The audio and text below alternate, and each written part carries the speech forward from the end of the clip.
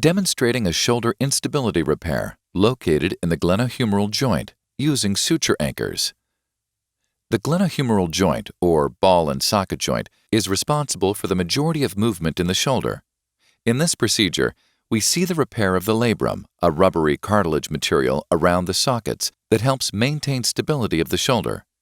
First, the surgeon places a guide onto the desired location of the socket. Then, a drill is placed through the guide and a socket is created for the suture anchor. Leaving the guide in place, a knotless suture anchor is inserted through the guide and placed into the bone.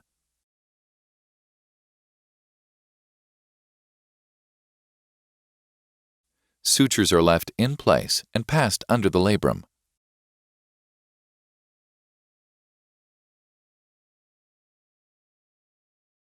Finally, they are shuttled into the locking mechanism and the tear between the labrum and the glenoid is closed, completing the repair.